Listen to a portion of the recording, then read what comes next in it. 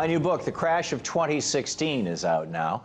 That's why I'm on the road here doing the book tour. And in it, you'll find out how a small group of super wealthy citizens have co-opted our country and our government for their own personal gain. You'll find out about 80-year generational cycles of economic prosperity and severe crashes, which coincide with the citizenry's ability to forget the lessons from our own past. You'll learn how we can work to mitigate the effects of the forthcoming crash of 2016. And you'll learn the history of the Koch family and how they work with think tanks and media groups to destabilize our economy. Earlier today, I had the opportunity to appear on MSNBC's The Cycle to talk about the book. New York Times bestseller Thom Hartmann warns 2016 could make the Great Depression look like child's play. His new book is The Crash of 2016, the plot to destroy America and what we can do to stop it. Tom, thanks so much for joining us. How do you see us getting to this breaking point where we actually have sort of a calamitous crisis? We've been here before. We saw the exact same thing happen in the 1920s. We saw the exact same thing happen in the 1850s. We saw something very, very similar happen in the late 1760s and early 1770s. Each time it led to a massive crash, which led to a massive political and economic rebooting of our country. Yeah, and you write in the book. So the crash of 2016 is a coming economic, political, and social crisis that could be worse than any previous crisis our nation has ever faced. Like all previous great crashes, this one's going to be triggered, and in fact is being triggered, by an economic disaster caused by many of the same forces that led to the crash of 2008, which was really the beginning of this, and the crash of 1929, which also went on for years. It's going to happen because the fundamentals that keep an economy strong and stable have not been restored since they started being deconstructed during the Reagan administration, the so-called Reagan Revolution, and were totally ripped apart at the end of the Clinton administration. The crash of 2008 was an early warning sign, but our response to it has not been adequate. Why 2016? Well, it actually could happen sooner. Could be next week. But I'm proposing 2016 for the same reason that 2008 happened. The crash of 2008 really began in 2006. That summer, when housing starts dropped 34%, and began to really seriously unravel. It probably should have happened in 2007, but the Bush administration saw it coming, and they threw everything they had into keeping it from happening before the November 2008 elections so that Bush wouldn't take the blame for it. They were unsuccessful, but not for lack of trying. The crash happened a half year before the elections and helped determine their outcome. There's every reason to believe that the Obama administration is doing the same thing right now, and will get even more aggressive about trying to hold things together with baling wire and bubblegum all the way up until November of 2016. But there's another force at work here too: cycles. Every 80 years or so, roughly 4 generations, the United States encounters a major crisis. The Revolutionary War, the Civil War, then about 80 years ago, the Great Depression and World War II.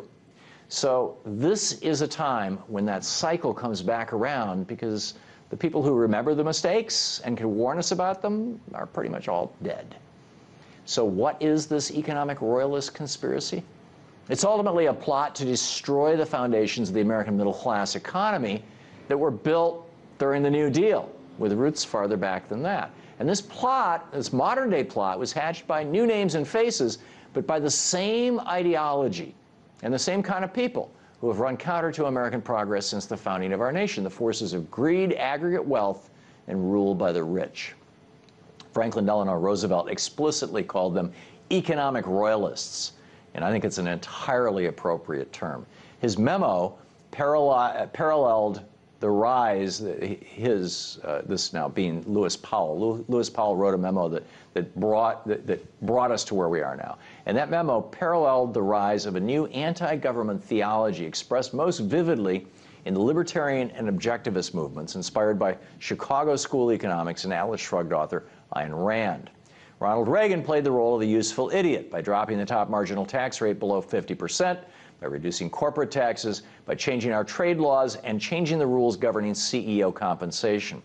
Perhaps most importantly, Reagan effectively stopped enforcement of the Sherman Antitrust Act, transforming America's cities and shopping malls from havens for small family-owned businesses to a nationwide homogeneous array of outlets owned by a small handful of corporations. The reality is, just like in nature, broad and diverse is strong huge and top-heavy is fragile, and that's where our economy is now. Our Supreme Court then helpfully handed the Royalists a series of decisions, from Buckley versus Vallejo to First National Bank to Citizens United, that let predator billionaires and large corporations essentially buy the political process and lock in their profits and their power. So over the last 30-plus years, you see this concerted effort, this political, economic, and intellectual conspiracy toward remaking the United States in the image of the economic royalists. And they've been very successful, which is what has led us to the doorstep of the crash of 2016. Is there anything we can do about it now to stop it? Almost certainly not. Particularly with all this Republican obstruction. But we can mitigate just how bad it gets. There are generational forces beyond our control at work here that have historically forced the nation to change in a profound way. Jefferson wrote extensively about generational revolutions, so something is going to happen. And history tells us that this change can proceed peacefully, or it could be impeded or hijacked for other purposes, which tends to proceed rather violently. Which way it goes depends on our social movements, our politicians, and what's happening elsewhere around the world, especially in the Eurozone and in Asia.